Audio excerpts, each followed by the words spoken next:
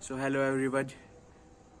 पिछले वीडियो मैंने आपको बेसिक कॉन्सेप्ट सारे क्लियर कर दिए। यदि कोई इसमें रह भी जाता है तो वो मैं आपको आने इसमें मतलब धीरे धीरे बता दूंगा। इसमें जो मेन टॉपिक अब आता है इकोनॉमी में वो आता है नेशनल इनकम। तो जो भी मेरे नोट्स है मैंने बनाए हैं उसमें से मैं आपको ये बताता हूँ कि क्या है एक्चुअल में नेशनल इनकम। इसमें भी जो सबसे पहला जो टॉपिक है वो आता है जीडीपी। जीडीपी मीन्स होता है ग्रॉस डोमेस्टिक प्रोडक्ट।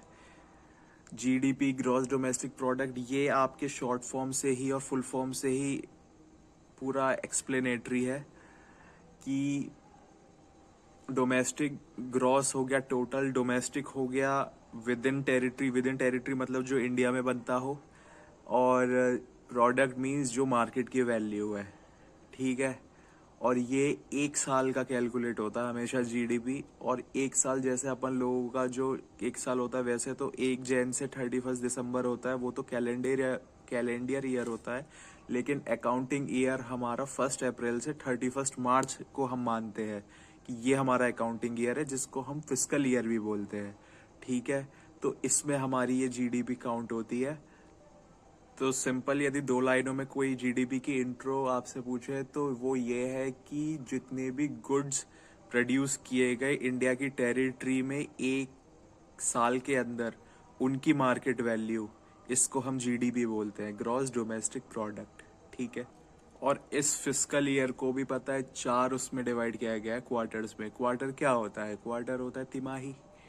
तो 1 अप्रैल से यदि अपन लोगों का ईयर चालू है तो अप्रैल मई जून पहला तिमाही, पहला क्वार्टर, जुलाई अगस्त सितंबर दूसरा, उसके बाद जुलाई अगस्त सितंबर अक्टूबर नवंबर दिसंबर तीसरा, और जनवरी फरवरी मार्च चौथा। ये 4 इसके क्वार्टर्स हैं जिसको मिलाकर एक फिस्कल ईयर या अकाउंटिंग ईयर बनता है। अब चलिए इसको कुछ एग्जाम्पल से समझते हैं। मान लो कि कोई चीज चाइना की टेरिटरी में प्रोड्यूस हो रही है, तो क्या वो इंडिया की जीडीपी में काउंट होगी? ये तो बेसिक है यार कि नहीं होगी। जब वो चीज बनी चाइना में रही है तो वो इंडिया की उसमें जीडीपी में काउंट नहीं होगी, क्योंकि वो चाइना की टेरिटरी में बन रही है। मैंने क्या बताया था? Domestic territory. डोमेस्टिक टेरिटरी मतलब जो अपन लोगों की टेरिटरी है, यदि उसमें कोई चीज प्रोड्यूस होती है तो वो अपन लोगों की जीडीपी है। और यदि वो दूसरे की टेरिटरी में प्रोड्यूस हो रही है तो वो दूसरे कंट्री की टेरिटरी वो है, जीडीपी है। ठीक। अब इसमें भले ही बहुत ऐसे मान लो कि जैसे मेरा एक फ्रेंड है, उसके पापा दुबई में काम करते हैं, तो क्या वो इंडिया की जीडीपी में काउंट होगा? आंसर इज ये भी नहीं, क्योंकि यार काम हो कहाँ पे रहा है? दुबई में हो रहा है ना। चाहे वो इंडियन वर्कर ही क्यों ना हो, लेकिन वो कर तो काम दुबई में ही रहे हैं। सबसे ज्यादा नरोरा के लोग दुबई जाना चाहते हैं। बीटेक सिविल वाले सारे के सारे दुबई जाते हैं। मेरा एक फ्रेंड है जिसने बीटेक सिविल से की थी, वो दुबई में है। ठीक है। अरे फ्रेंड को छोड़ो आप, चलिए म्यूचुअल की बात करते हैं। बहुत सारे बॉलीवुड के स्टार्स हैं। प्रियंका चोपड़ा परमानेंटली जो है बाहर ही काम कर रही हैं। तो हैं तो वो इंडियन, लेकिन काम कहाँ कर रही है? काम हो कहाँ रहा है एक्चुअल में? चाहे वो किसी के भी थ्रू हो रहा है, लेकिन काम जो टेरिटरी है वो तो बाहर की उसमें हो रहा है ना, तब भी वो बाहर की ही कंट्री के जीडीपी में काउंट होगा। ठीक है। अब बात करते हैं एम्बेसीज की। मान लो जो है यूपीएससी से लोग आईएफएस बनते हैं। ठीक है। तो अब इंडियन एम्बेसी खुली हुई है बाहर कहीं, तो क्या अब ये कहाँ पे होगा? क्योंकि टेरिटरी तो उन्हीं की है, लेकिन एम्बेसी के जो रूल्स है उसके अकॉर्डिंग यदि वो एक इंडिया की ही कंट्री का एक पार्ट है जो वहां पर इस्टेब्लिश्ड है, ये उनकी ही टेरिटरी है मैं मानता हूँ, लेकिन इंडिया की एम्बेसी यदि वहां पर एस्टेब्लिश्ड है और वहां का काम हो रहा है तो वो इंडिया की जीडीपी में काउंट होगा एम्बेसी के केस में। ठीक है। या फिर कोई भी मतलब ऐसी एकेडमी हुई, कोई भी चीज। ठीक है। अब जैसे मान लो न्यू दिल्ली में बाहर की कंट्रीज की एम्बेसीज है, तो ये उनकी जीडीपी में काउंट होगा। ठीक है। अब मान लो फ्लाइट का केस देख लो। यदि कोई फ्लाइट यहाँ से इंडिया से दुबई जा रही है, तो अब वो फ्लाइट गई तो दुबई में, रुकी तो दुबई में, लेकिन यदि वो कंट्रीमैन के द्वारा रन की जा रही है तो वो इंडिया की जीडीपी में काउंट होगा। ठीक है। अब इसमें ही एक जीडीपी के बाद आ जाता है पोटेंशियल जीडीपी की। कोई पोटेंशियल जीडीपी का मतलब होता है कि आप अपना मैक्सिमम आउटपुट कैसे अचीव कर सकते हो। Maximum output can be maximum output that a country can achieve by using its labor and capital. ठीक है, और इसमें फिर आ जाता है कि आपको जीडीपी का गैप निकालना है। तो जब भी गैप निकालना होता है वो तो सबको फंडा पता होता है कि पोटेंशियल माइनस एक्चुअल जो है वो हम माइनस करते हैं। कि पोटेंशियल यदि किसी का 20 है, 20 घंटे का है, यदि कोई नहीं, यदि 20 घंटे तो बहुत हो गया, यदि किसी यूपीएससी एस्पिरेंट का 10 घंटे पढ़ाई का जो है पोटेंशियल है, लेकिन वो पढ़ता 4 घंटे ही है, तो पोटेंशियल जीडीपी तो वो उसके 10 घंटे हो गए, लेकिन जो एक्चुअल जीडीपी वो प्रोड्यूस कर रहा है वो 4 घंटे है, तो 10 माइनस 4 6 आ जाता है जीडीपी गैप से। ठीक है, तो पोटेंशियल गैप हो गया maximum output at a country can be produce by using its labour and capital. और ये जो पोटेंशियल जीडीपी पोटेंशियल निकलता है, ये जब भी आप निकालोगे या कोई भी निकालेगा वो तभी निकलेगा जब महंगाई कांस्टेंट होगी। यदि इन्फ्लेशन ऊपर नीचे हो रहा है तो पोटेंशियल जीडीपी नहीं निकल सकती है। ये इसका रूल है, और ये पॉजिटिव भी हो सकता है, नेगेटिव भी हो सकता है। ठीक है, ठीक है, अभी तक तो कोई दिक्कत नहीं आई। अब इसमें ही एक और आ जाता है नॉमिनल और रियल जीडीपी। कि नॉमिनल जीडीपी क्या है, रियल जीडीपी क्या है। इसको मैंने एक एग्जांपल से समझा था। मान लो कि आप एक शॉपकीपर के पास गए, शॉपकीपर मान लो कुछ भी, मान लो कि जूते का कोई शॉपकीपर है। ठीक है, अब मैंने उससे पूछा कि भाई तू ये बता कि कितने का बिजनेस हुआ। तो उसने बोला जी इस साल जो है 1,000 रुपये का बिजनेस हुआ। मैंने बोला अगले साल, फिर मैं अगले साल गया, उसके बाद मैंने कि भाई यार अब तेरा कितने का बिजनेस हुआ। उसने कहा अब मेरा जो है 1,200 का बिजनेस हुआ। तो देखने में क्या लग रहा है कि यार बिजनेस तो इसका बहुत सही है, पिछले साल इसका 1,000 रुपये का बिजनेस हुआ था, इस साल इसका 1,200 का बिजनेस हो गया, 1,200 का, तो इसका तो 200 रुपये का बिजनेस हो गया, बढ़ गया। ठीक है, लेकिन इसमें जो आता है वो आता है कि रियल जीडीपी। अब रियल जीडीपी में मैंने उससे पूछा कि चलो यार तुम्हारा तो बिजनेस अच्छा चल रहा है तो मैं तुमसे ही जूते खरीदूंगा। तो अब मैं गया उससे जूते खरीदने, मैंने की जी कितने का है एक पेयर जूते का। उसने बोला 100 रुपये का है। मैंने पूछा कि कितने पेयर बेचे थे। उसने कहा कि पिछले साल मैंने 10 पेयर बेचे थे, इस साल मैं बस 6 ही पेयर बेच पाया क्योंकि महंगाई आ गई। अब यहाँ पे मेरे को जो थोड़ा डाउट आया। मैंने कि यार पिछले साल तुम्हारा 1,000 रुपये का बिजनेस हुआ और तुमने 100 रुपये के हिसाब से 10 पेयर जूते के बेचे, 10 पेयर बेच दिए। ठीक है, इस साल महंगाई आ गई और तुम जो है 1,200 का बिजनेस किया, लेकिन पेयर तुम्हारे 6 ही बिके, तो ये तो एक्चुअल में बिजनेस लॉस में जा रहा है। अगले साल तुम 3 पेयर बेचोगे, उसके बाद में तुम्हारा बिजनेस ही बंद हो जाएगा, है ना। तो एक्चुअल में तो ये बिजनेस तुम्हारा बिल्कुल डूबने के कगार पे है, और देखने में लग रहा है कि यार इसको तो ये तो प्रॉफिटेबल था। तो इसको हम बोलते हैं नॉमिनल और रियल जीडीपी। ठीक है, तो नॉमिनल जीडीपी कैलकुलेट करने के लिए हमने क्या निकाला, क्वांटिटी इनटू प्राइस, कि कितने जूते बेचे, क्वांटिटी इनटू प्राइस, इससे नॉमिनल जीडीपी निकलती है। ठीक है, ठीक है, और यदि हमें रियल जीडीपी निकालनी हो तो वो भी क्वांटिटी ऑफ प्राइस है। तो इसमें कैसे पता चलेगा, तो इसमें बस ये देखना है कि यदि आपको नॉमिनल जीडीपी निकालनी हो तो quantity of current year, quantity of current year मैंने इस साल 6 पेयर बेचे, into price of current year 200, तो नॉमिनल जीडीपी आ गई। और यदि रियल जीडीपी निकालनी है तो रियल जीडीपी में होता है क्वांटिटी ऑफ करंट ईयर और price of base year. Price क्या था, 10 था, बेचे कितने, 6, तो ऐसे करके आ जाता है इसमें। ठीक है, अब मान लो कि अब आता है फैक्टर्स ऑफ प्रोडक्शन। यदि तुम्हें किसी भी चीज़ का प्रोडक्शन करना हो तो तुम्हें बेसिकली 4 चीज़ों की ज़रूरत पड़ती है। ठीक है, अब जैसे मान लो मेरी यहाँ पे ज़मीन है एक, ठीक है, तो मेरे को जैसे कोई इंडस्ट्री लगानी है, मेरे को कोई कोचिंग सेंटर खोलना है। ठीक है, तो सबसे पहले मेरे को क्या चाहिए होगा, पहला ज़मीन चाहिए होगी। ठीक है, अब उस ज़मीन के ऊपर जो भी मैं चीज़ें बनाऊंगा उसके लिए मेरे को कैपिटल मतलब कि लेबर भी चाहिए होगी और पैसे भी चाहिए होंगे। ठीक है, और आपको जो है क्या चाहिए होगा, एंटरप्रेन्योरशिप मतलब लैब वगैरह और ये सारी चीज़ें भी चाहिए होंगी। ठीक है, अब ऐसे ही आता है कि मार्केट प्राइस होता क्या है एक्चुअल में, और फैक्टर कॉस्ट क्या होता है ना, और टैक्सेस वगैरह क्या होता है।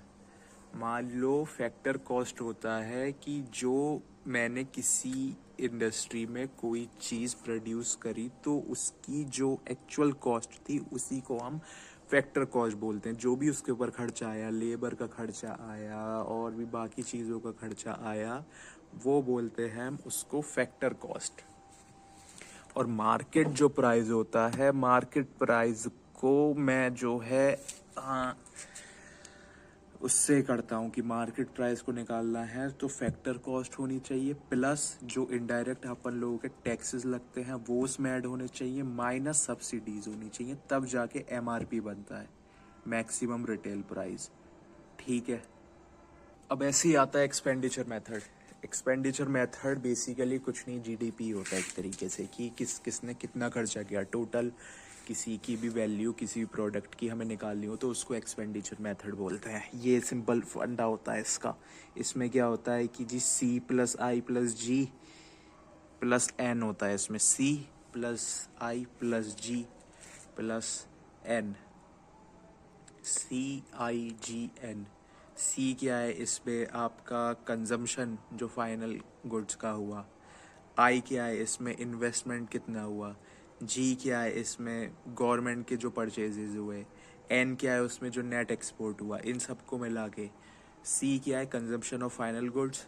आई क्या है, आपका जो इन्वेस्टमेंट हुआ। जी क्या है, जो गवर्नमेंट ने परचेजेस किया। और एन क्या है, जो नेट परचेजेस हुए। CIGN इसको बोलकर हम एक फाइनल हमारी जो वैल्यू आती है, मान लो कि मेरे हाथ में कोई मतलब इस वक्त मोबाइल है, तो इस मोबाइल को बनाने में इन्वेस्टमेंट कितना लगा, कंजम्पशन कितना हुआ फाइनल गुड्स का, गवर्नमेंट का कितना परचेज आया और नेट कितना वो आया, एक्सपोर्ट का कितना आया, तो इसको मिला के जो है आपका वो बनता है फाइनल जो प्राइस होता है। इसको ही हम एक्सपेंडिचर मेथड बोलते हैं। ठीक है। अब चलिए मान लो कि इसमें जो consumption of final goods and services है, इसको मैं और आपको एक डिस्क्राइब कर देता हूँ कि एक्चुअल में होता क्या है। Consumption of final goods and services होता है कि मान लो मेरे पास एक घड़ी है। ठीक है। अब वो घड़ी को बनने के लिए उसकी घड़ी का एक फ्रेम भी आया होगा अलग से, है ना। उसकी जो सुई होती है, मैं इंग्लिश बोल रहा हूँ यार, सुई की, वो भी आई होंगी। रिस्ट वॉच है तो, यदि क्लॉक है तो अलग उसका वो आया होगा। तो वो सारी चीज़ें मिलाकर जो फाइनल वो बना, 1,000 रुपए की यदि मान लो घड़ी बनी, तो उसको हम बोलते हैं कंजम्पशन एक्सपेंडिचर। इसमें इंडिया के भी यदि उसमें कोई चीज़ लगी है वो भी काउंट होगी, यदि उसमें कोई फॉरेन की चीज़ लगी है वो भी काउंट होगी, बशर्ते इसमें आपको अलग अलग चीज़ें काउंट नहीं करनी है। जैसे कि आपने कोई क्लॉक देखी, आप कह रहे हैं यार इस क्लॉक में तो जो है जब 12 बजते हैं तो चिड़िया बाहर निकलती है और टिक टिक बोलती है, तो ये जो चिड़िया निकल रही है वो उसकी अलग वैल्यू हो गई, जो घड़ी है जो फ्रेम है उसकी अलग वैल्यू हो गई। नहीं, आपको जो टोटल अमाउंट है 1,000 रुपये, वो बस देखना, नहीं तो आप डबल ऐड कर लोगे। ठीक है, क्योंकि जो फाइनल अमाउंट आया उसमें ये सारी चीज़ें इंक्लूडेड है ऑब्वियसली। तो 1,000 रुपये की ये गाड़ी हो गई। इसको हम consumption of final goods and services बोलते हैं। सी प्लस आई प्लस जी प्लस एन को मैं ये एक्सप्लेन कर रहा हूँ, तो इसमें सी जो है consumption of final goods and services था, इसको मैंने एक्सप्लेन कर दिया। अब आते हैं आई, इन्वेस्टमेंट पर। ठीक है।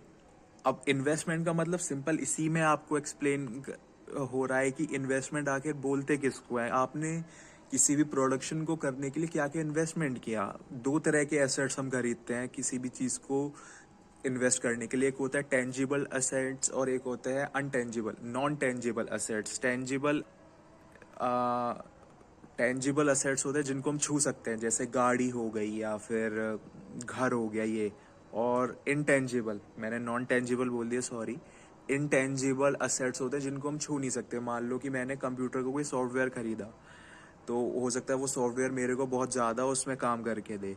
ठीक है, तो ये सारी चीज़ें जो है सारी की सारी इन्वेस्टमेंट में काउंट होती है। अब आते हैं कि गवर्नमेंट का क्या इसमें खर्चा रहा। जो मैंने बोला था आई हो गया, जी हो गया। जी मतलब गवर्नमेंट के जो परचेजेस हो गए, उसमें हम बोलते हैं गवर्नमेंट एम्प्लॉयज़ को सैलरीज भी तो पे करती है। यदि कोई गवर्नमेंट ही कोई चीज़ प्रोडक्शन करवा रही है तो उसमें जितने भी लेबर काम करेगी। अब यहाँ पे NPCIL है, यहाँ नर्रा में बिजली बनती है, यहाँ पे पूरा लगा हुआ है, रिएक्टर लगा हुआ है, तो उसमें जो NPCIL के एम्प्लॉयज़ हैं उनकी जो सैलरीज है वो गवर्नमेंट के उसमें ही तो आएगी, गवर्नमेंट ही तो देगी उन्हें। तो अब c प्लस आई प्लस जी प्लस एन एक्स को यदि हमने ऐड कर दिया और जो भी हमारी वैल्यू है, इस वैल्यू को बोलते क्या है, इस वैल्यू को हम बोलते हैं नॉमिनल जीडीपी। और मान लो कि अब हमें रियल जीडीपी निकाली, मैंने बताया था ना वो जूते वाला एग्जांपल, नॉमिनल जीडीपी और रियल जीडीपी। तो ये तो नॉमिनल जीडीपी आ गई, अब रियल जीडीपी कैसे निकालेंगे। अब आता है gross value addition. Gross value addition में इस पे भी आपको जो है सिंपल आपको ये देखने को मिल रहा है सी की डेफिनेशन में कि वैल्यू एडिशन हो रही है ग्रॉस में। ग्रॉस मैंने बताया था टोटल, ठीक है। अब मान लो आपके पास कोई जमीन है, अब मेरे जैसे यहाँ घर के बराबर में जमीन है मेरी, ठीक है। अब उस जमीन की जो वैल्यू है वो मान लो 0 मान लो, 100 रुपये मान लो, ठीक है। अब उस जमीन की वैल्यू 100 रुपये है। अब मेरे को उसमें कुछ मैंने वैल्यू एडिशन कर दिया, मान लो उसमें मैंने गेहूं उगा दिए, ठीक है। तो गेहूं उगा दिए तो 100 का मेरा कितना हो गया, हो सकता है 500 हो गया। अब उस गेहूं का मैंने आटा बना दिया तो हो सकता है उसका 500 का 1000 हो गया। अब उस आटे के मैंने केक्स बनाने के चालू कर दिए तो हो सकता है 2000 रुपये हो गए। तो ये वैल्यू एडिशन होती गई, इसको ही हम ग्रॉस वैल्यू एडिशन बोलते हैं। यार इकोनॉमी बहुत सिंपल है यदि हम एग्जाम्पल के थ्रू समझे। यदि हम सिर्फ डेफिनेशन को याद करेंगे तो हमें समझ में नहीं आएगा, लेकिन हम सिर्फ एग्जाम्पल याद करें तो हम उस एग्जाम्पल से डेफिनेशन क्रिएट आराम से हो जाती है, ठीक है। तो ग्रॉस वैल्यू एडिशन बिल्कुल सिंपल, हमें एग्जाम्पल से समझ में आ गई, ठीक है।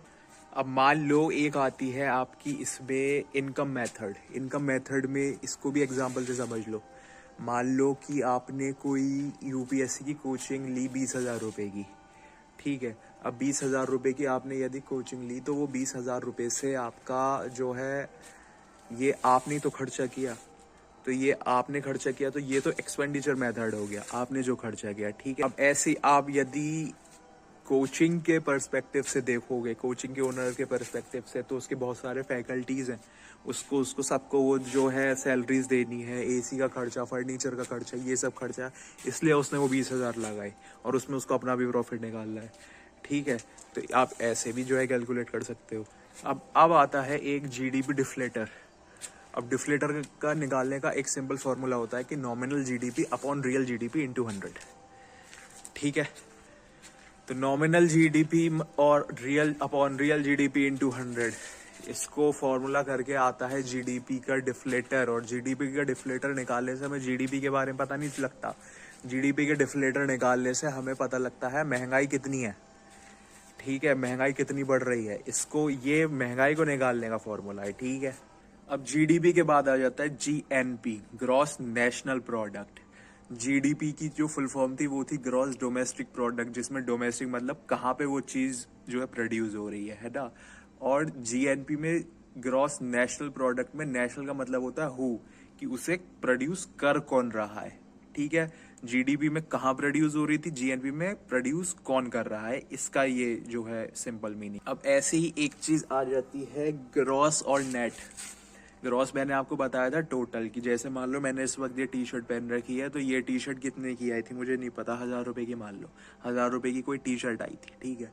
अब एक आती है नेट वैल्यू। नेट वैल्यू हमेशा छोटी होती है ग्रॉस वैल्यू से। तो ग्रॉस वैल्यू होती है बड़ी वैल्यू, नेट वैल्यू होती है थोड़ी छोटी वैल्यू। अब नेट वैल्यू मान लो थी 200 रुपये, तो 1000 में से 200 गए तो 800 रुपये जो है टोटल वो आया, ठीक। तो आपको ये लग रहा होगा कि ये 200 रुपये माइनस करे क्यों इसने, क्यों करेंगे हम ये नेट, ये जो क्या है, जब टोटल वैल्यू ही हमारी 1000 रुपये थी तो 1000 रुपये ही होनी चाहिए। 800 को जो है हमने क्यों कर दिया है नेट वैल्यू टर्म को लगा के। तो यार इसमें एक चीज आती है डेप्रिसिएशन। मान लो कि ये टी शर्ट मैंने खरीदी थी 5 साल पहले 1000 रुपये की। अब ये टी शर्ट मैंने खूब जो है, अरे चलो टी शर्ट छोड़ दो, कोई महंगी चीज ले रहे हैं, कोई गाड़ी हो गई, गाड़ी जो है 10 लाख रुपए की थी 5 साल पहले और उसको मैंने खूब चलाया, ठीक है, खूब चलाया, खूब रगड़ा। तो अब क्या उसकी कीमत 10 लाख रुपए ही रहेगी? मैं समझता हूँ उसकी कीमत यदि मैं उसे बेचना चाहूँ तो उसकी कीमत 8 लाख रुपए ही हो पाएगी, ठीक है।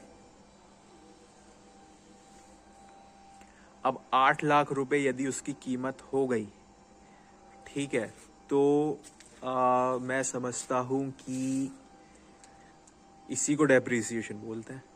जो ये 2 लाख रुपए कम हो गए, अब 10 लाख में से 2 लाख रुपए माइनस कर दिए तो हमारी नेट वैल्यू आ गई। समझ में आ गई बात? क्योंकि यार वैल्यू वही नहीं रहती, चीजें जो है धीरे धीरे पुरानी होती है ना। आदमी 60 साल के बाद रिटायर हो जाता है तो जो उसके अंदर ताकत 20 की उम्र में थी वो 60 की उम्र में नहीं रहती ना। अब मान लो कि कोई, जैसे मैंने प्रियंका चोपड़ा का एग्जांपल लिया था, प्रियंका चोपड़ा गई बाहर हॉलीवुड में काम करने, तो काम उन्होंने कहाँ करा, उनकी टेरिटरी में किया, तो ये तो जीडीपी में आ गया क्योंकि डोमेस्टिक था, उनकी टेरिटरी में काम हुआ। लेकिन काम करा किसने, वो उन्होंने किया, और वो है इंडियन, तो ये इंडिया की जीएनपी में आएगा। आगे बात समझ में, जीडीपी और जीएनपी में। जीडीपी मतलब कहाँ पे हुआ, जीएनपी मतलब करा किसने। ठीक है, लो कि जीएनपी निकालने का फॉर्मूला है क्या। यदि कोई मेरे से पूछे कि मेरे को जीएनपी निकालने, चलो आपने जीएनपी की डेफिनेशन तो बता दी, लेकिन जीएनपी की जो है आपको हमें फॉर्मूला निकालना है, तो हमें जीएनपी को कैलकुलेट हम कैसे करेंगे। तो इसका यार बेसिक सा फॉर्मूला है। बेसिक सा फॉर्मूला इसका ये है कि GDP plus NFIA equal to GNP. अब आप कहेंगे एनएफआईए क्या हो गया। एनएफआईए होता है net factor income from abroad, कि यदि कोई इंडियन गया यूएसए और उसने वहां पर काम किया, तो वो काम तो हुआ यूएसए की टेरिटरी में, तो ये तो जीडीपी में आ गया। लेकिन जो भी उसने इनकम कमाई, खुद से कमाई, तो वो जीएनपी में हुई, और वो वापस जो है इंडिया आ गया। और इसमें हमें ये भी ध्यान रखना है कि कुछ यूएसए के जो लोग हैं वो यहाँ इंडिया में काम करते हैं, तो इंडिया में यदि वो काम करते हैं तो हमें उनकी भी वो जो इनकम वो कमाते हैं वो भी माइनस करनी पड़ेगी। ठीक है, तो जीडीपी प्लस एनएफआईए, जो इंडियन ने यूएसए में जाके पैसा कमाया और जो यूएसए वाले ने इंडिया में जाके पैसा कमाया, वो इक्वल टू जीएनपी। ठीक है, ऐसी अब एक आता है एनएनपी, नेट नेशनल प्रोडक्ट। ठीक है, और इसमें जो फॉर्मूला मैं आपको बता रहा हूँ, मैं व्हाइट बोर्ड नहीं है, आप ऐसे ही जो है लिख लो कि यदि हमें जीडीपी से एनएनपी की तरफ जाना है, तो हम डेप्रिसिएशन को जो है माइनस करेंगे। जीडीपी में हमने डेप्रिसिएशन को माइनस किया तो हमारी नेट नेशनल प्रोडक्ट आ गया। और यदि हमें उल्टा करना है, नेट नेशनल प्रोडक्ट से जीडीपी की तरफ जाना है, तो हम डेप्रिसिएशन को ऐड करेंगे। ठीक है, अब जीएनपी तो आ गया। अब जीएनपी से जीडीपी की तरफ यदि हमें जाना है, तो हम जो है क्या करते थे, मतलब कि जीडीपी से हम यदि जीएन उसकी तरफ जाते थे, जीएनपी की तरफ, तो एनएफआईए प्लस करते थे। अभी मैंने सिखाया था जो आपको। और ऐसे यदि हमें उल्टा करना है कि जीएनपी से जीडीपी की तरफ जाना है, तो हम एनएफआईए माइनस कर देंगे। ठीक है, अब ऐसे ही नेशनल इनकम यदि मेरे को निकालनी हो तो क्या होगा। नेशनल इनकम को निकालने का फॉर्मूला जो बेसिकली होता है ना, तो जीएनपी, मैंने अभी बोला था ना कि GNP market price minus IT, और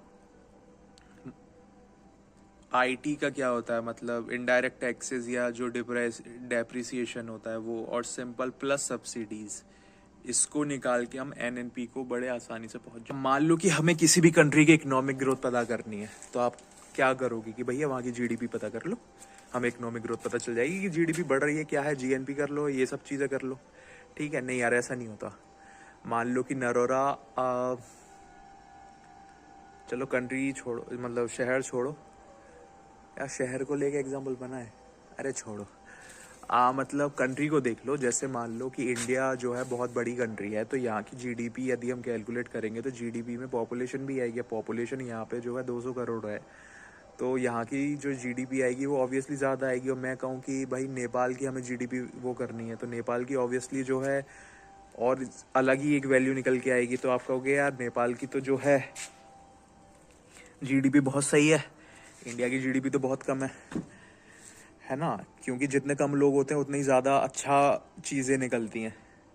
कहते हैं ना कि जो है अच्छे कॉलेजेस में कम बच्चे जाते हैं, कि अरे यहाँ तो बस 50 बच्चे हैं क्योंकि कॉलेज अच्छा है। यूपीएससी में जो है 900 ही लोग सेलेक्ट किए जाते हैं, तो वो 900 बिल्कुल क्रीम लेयर होती है ना इंडिया की। तो ऐसे ही जो है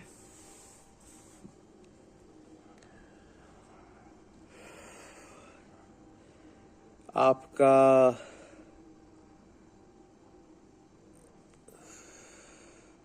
नेट क्या बोलते हैं यार, मैं भी एग्जॉस्ट हो गया बहुत ज़्यादा। मतलब पर कैपिटा इनकम यदि हम देखते हैं पर पर्सन की, तो जो है उससे हमें इकोनॉमिक ग्रोथ ज़्यादा पता चलती है। ठीक है, अब आपके दिमाग में आ रहा होगा यार ये सारी कैलकुलेशन करता कौन है, डिपार्टमेंट का नाम क्या है, करता कौन है, हम तो कर ही रहे हैं, हम तो सीखने के लिए कर रहे हैं, लेकिन एक्चुअल में हाई लेवल पे ये करता कौन है सारी कैलकुलेशन? तो इसका जवाब है एनएसओ।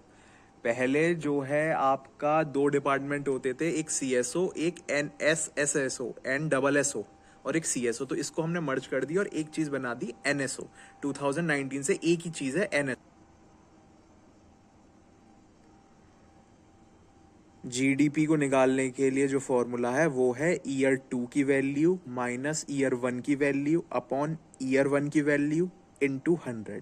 ठीक है, अब मान लो कि यार तुम्हारी जिंदगी हमेशा एक उस पर तो चलती नहीं, एक ही पाथ पर उतार चढ़ाव आते रहते हैं, इसी को जिंदगी बोलते हैं। जिंदगी जो है जिंदा दिली का नाम है, उतार चढ़ाव का नाम है ना। जब जो है बिल्कुल एक जैसी वो आने लगती है तो आदमी निकल लेता है ऊपर। तो मान लो कि यदि इकोनॉमी मतलब ऊपर जा रही है तो एक्सपेंशन बोलते हैं, ठीक है, नीचे जा रही है तो कॉन्ट्रैक्शन बोलते हैं, बिल्कुल ही नीचे चली गई उसको रेसेशन बोलते हैं, और रेसेशन के बाद ऊपर जा रहे होते हैं तो रिकवरी बोलते हैं। ठीक है, अब मान लो पता क्या चलेगा कि रेसेशन है। मान लो यदि कोई आदमी एक्सपेंड कर रहा है तो एक्सपेंड तो कर ही रहा है, या यदि कोई आदमी तरक्की कर रहा है तो उसके ऊपर लोग जो है ज़्यादा वो नहीं करते। दुनिया का जो उसूल है वो ये है कि अंडरडॉग को जो है आदमी हर को ही जो है उसको परेशान करना पसंद करता है, क्योंकि वो अंडरडॉग है। ठीक है, अब मान लो हमें पता क्या चलेगा कि रेसेशन आ गया, खराब स्थिति। तो इसका भी एक चीज़ है कि यदि लगातार 2 क्वार्टर तक कुछ ना कुछ मतलब जीडीपी की ग्रोथ जो है नेगेटिवली आ रही है, तो इसको हम बोलते हैं कि भाई टेक्निकल रेसेशन आ गया। ठीक है, अब रिकवरी भी तो करनी है, यदि रेसेशन आ गया तो उसको हम बोलते हैं वी शेप्ड रिकवरी। कि वी को आप एक गड्ढा मान लो कि इस वक्त हम गड्ढे में हैं और हमें जल्दी से ऊपर जाना है, तो इसको हम वी शेप रिकवरी बोलते हैं। ठीक, ऐसे ही यार पता है टोटल इन्होंने 6 तरह की रिकवरी बताई है। एक होती है वी शेप रिकवरी की, जैसे वी हो गया तो वी में गड्ढे में भी जल्दी गिरे और ऊपर भी हम एक्सपेंड भी, हम रिकवरी भी हमारी उतनी फास्ट हो गई, वी शेप्ड। ऐसी फिर आता है यू शेप्ड। यू शेप्ड में ये है कि हमें रेसेशन तो हो गया, लेकिन ऊपर जैसे यू जो है हम थोड़ा वैसे बनाते हैं ना कर्व्ड सा, तो उसके बाद जो है वो बड़ा वो हुआ यार, मतलब काफी टाइम लग गया उसको रिकवरी को शेप करने में। ठीक है, ऐसी फिर आती है एक Z shape recovery. Z shape में होता है रेसेशन हुआ, फिर ऊपर बहुत तेजी से गए और फिर थोड़ा धीरे नॉमिनल हो गए, ये होता है। ठीक है, ऐसी फिर आता है डब्ल्यू शेप की। डब्ल्यू शेप में रेसेशन हुआ, फिर ऊपर चले गए, फिर नीचे आए, फिर ऊपर चले गए, डब्ल्यू की तरह। ठीक है, एक आता है national disposal income. Disposal means क्या होता है कि जो अपन लोगों के लास्ट में हाथ में बची हुई चीज, डिस्पोजल क्या बोलते हैं कि डिस्पोजल कर दो, मतलब डस्टबिन, जो बचा हुआ चीज है उसको फेंक दो। तो इसमें फेंकना नहीं है, इसमें अपने हाथ में रखनी है बची हुई चीज। ठीक है, अब ऐसे ही आता है capital output ratio. Capital output ratio होता है कि कैपिटल अपॉन आउटपुट। ठीक है, मैं बताता हूँ। अब किसी कंट्री के लिए कैपिटल आउटपुट रेशियो ज़्यादा होना चाहिए, कम होना चाहिए? आंसर है कि किसी भी कंट्री के लिए कैपिटल आउटपुट रेशियो कम होना चाहिए। अब मान लो कि मेरे को कोई पेन बनाना है। अब पेन बनाने के लिए क्या चीज़ें लगती हैं भाई? बहुत सारी चीज़ें लगती है ना। लेकिन यदि मेरा कैपिटल आउटपुट रेशियो कम है, कि मैंने कम पैसों में वही आउटपुट बना दिया, तो ये तो मेरे लिए अच्छा हुआ ना। यदि एक पेन कोई 100 रुपये में बना रहा है और वही पेन, वही उसी क्वालिटी का मैंने पेन उन्हीं फैक्टर्स को यूज़ करते हुए 50 रुपये में बना दिया, तो ये कैपिटल आउटपुट रेशियो मेरे लिए कम हो गया। तो इसीलिए किसी भी कंट्री के लिए कैपिटल आउटपुट रेशियो कम होना अच्छा होता है। ऐसे ही आप ये मान के चलो कि यदि कैपिटल आउटपुट रेशियो यदि कम है तो आपकी प्रोडक्टिविटी इंक्रीज हो जाएगी। प्रोडक्टिविटी यदि आपकी इंक्रीज हो जाएगी तो आपको एक आउटपुट पर बहुत कम इनपुट्स खर्च करने पड़ेंगे, और यदि कम इनपुट्स खर्च तो आपके ज़्यादा गुड्स प्रोड्यूस होंगे, और यदि ज़्यादा गुड्स प्रोड्यूस होंगे तो इकोनॉमिक ग्रोथ बढ़ जाएगी। ठीक है, ही यदि कैपिटल आउटपुट रेशियो बढ़ गया तो प्रोडक्टिविटी डिक्रीज हो जाएगी। प्रोडक्टिविटी डिक्रीज हो जाएगी तो जो एक आउटपुट पे ज़्यादा यूनिट्स जो है हमें लगानी पड़ेंगी, और ज़्यादा यदि वो होगी तो आपका जो है कम गुड्स प्रोड्यूस होंगे और कम गुड्स प्रोड्यूस होंगे तो इकोनॉमिक ग्रोथ जो है घट जाएगी, ठीक है। अब आते हैं वेरिएबल के टाइप। वेरिएबल के टाइप होते हैं, एक होता है स्टॉक वेरिएबल, एक होता है आपका फ्लो वेरिएबल। स्टॉक वेरिएबल होता है कि इस समय इतने बजे मेरे पास इतने पैसे हैं, इसको हम स्टॉक वेरिएबल बोलते हैं। ऐसी फ्लो वेरिएबल में मैं आपसे पूछता हूँ कि पिछले 6 महीने में तुमने कितने पैसे कमाए, तो पिछले 6 महीने एक पीरियड ऑफ टाइम है। तो 6 महीने में जैसे मान लो कि 1 जन से 30th ऑफ जून तक तुमने कितने पैसे कमाए, तो उसमें पूरा वो होता है। और स्टॉक वेरिएबल में होता है एक पर्टिकुलर पॉइंट ऑफ टाइम पे कि 18 अप्रैल को तुमने कितने पैसे कमाए, ठीक है। अब आता है इसमें परचेजिंग पावर पैरिटी। कभी कभी आपने सुना होगा कि इंडिया की 5वें नंबर की जीडीपी है, अभी अभी आया न्यूज़ में कि 4थे नंबर की अर्थव्यवस्था बन गई। तो इसमें हम कौन सी जीडीपी की बात कर रहे हैं, वो होती है हमारी नॉमिनल जीडीपी। अब मान लो कि एक स्टारबक्स की कॉफ़ी है, वो मान लो न्यू दिल्ली में 300 रुपये की मिल रही है, और वही स्टारबक्स की कॉफ़ी यूएसए में $10 की मिल रही है। तो $10 इक्वल टू 300 रुपये हो गया। यहाँ पे मेरे को वो 300 रुपये की मिल रही है, वहाँ पे वो $10 की मिल रही है, तो $1 इक्वल टू 30 रुपये हो गया इस हिसाब से। लेकिन यदि मैं डॉलर की वैल्यू देखूं तो $1 की वैल्यू मान लो 82 रुपये, 80 मान लो, चलो क्रॉस फिगर पूरी कि 80 फिगर, राउंड फिगर सॉरी, कि 80 रुपये हो गई। तो इस हिसाब से तो ये बिल्कुल ही अलग जो है कैलकुलेशन हो गई। इसलिए हम इसी को हम परचेजिंग पावर ऑफ पैरिटी बोलते हैं। इसमें हम लोगों का स्टैंडर्ड ऑफ लिविंग जो है कैलकुलेट करते हैं, और परचेजिंग पावर ऑफ पैरिटी में हम लोग तीसरे नंबर पर है, ठीक है। इसमें हम पूरी बास्केट ऑफ गुड्स के अप्रोच को यूज़ करते हैं, ठीक है। अब आती है जीडीपी के कुछ नेगेटिव चीज़, वो भी तो होंगे, नेगेटिव एस्पेक्ट्स भी तो होंगे। तो इसमें आता है कि जीडीपी जो है सोशल वेलफेयर को मेज़र नहीं करती। मान लो कि मैंने बोला इंडिया की इकनॉमी, इंडिया की जो वो है जीडीपी है वो 8% से ग्रो कर रही है, तो इसमें मेरे को क्या पता चला। अब इससे मेरे को क्या पता लगा, इससे हो सकता है इंडिया में बहुत सारे अरबपति लोग हैं कि वो जो है वहाँ पे जो है वो कर लें। हो सकता है उन्हीं वही गुड्स एंड सर्विसेज प्रोड्यूस कर रहे हैं, उन्हीं को फ़ायदा हो रहा हो, और जो बाकी लोग हैं उनको फ़ायदा ही ना हो रहा हो, अमीर अमीर बन रहा हो, गरीब गरीब बन रहा हो। तो इससे जीडीपी कैलकुलेशन से ये चीज़ पता नहीं लग पाती। सो फाइनली ये था नेशनल इनकम में। मैं समझता हूँ कि आज का ये जो चैप्टर था काफ़ी, इसमें आपको बहुत सारी टर्म्स नई सीखने को मिली, है ना। और इसमें मेरे को यार अभी भी ऐसा लग रहा है कि मैंने शायद नेशनल डिस्पोजल इनकम को अच्छे से नहीं पढ़ाया। एक बार रुको, दोबारा से मैं नेशनल डिस्पोजल इनकम को आपको पढ़ाता हूँ, क्योंकि उसमें शायद पर्सनल डिस्पोजल इनकम रह गया है ना। वैसे नेशनल इनकम में यही सारे टर्म्स है, यही मैंने अब मेरे इन नोट्स में बना रखे हैं, हैंड रिटन नोट्स मैंने बना रखे हैं अपने खुद के, इन्हीं को देख के मैं ये रिकॉर्ड कर रहा हूँ, ठीक है।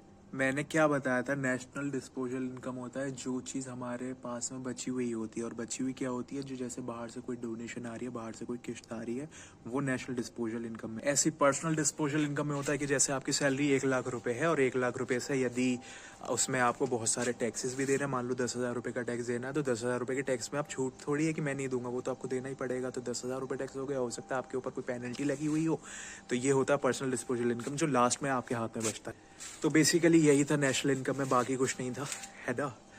बेसिक कॉन्सेप्ट्स हो गए, ये भी एक तरीके का बेसिक कॉन्सेप्ट से चल रहे हैं यार, अभी तक ऐसा कुछ कॉन्सेप्चुअल आया नहीं इकोनॉमी में। जो बेसिक जो चैप्टर है ना, वो मनी एंड बैंकिंग ही है, वो मैं अच्छे से, वो उसके लिए तो वाइट बोर्ड यूज़ करना ही पड़ेगा अपन लोगों को। ये तो मैं अभी ऐਵੇਂ ही बता रहा हूँ, ठीक है। इन्फ्लेशन हो गया और आपके मनी एंड बैंकिंग, ये सारी चीज़ें हो गई, तो वो मैं आपको बताऊंगा। लेकिन नेशनल इनकम में मैं समझता हूँ कि मैंने ये सारी चीज़ें, इसमें मोस्टली टॉपिक्स आपके सारे के सारे इंक्लूड कर दिए हैं।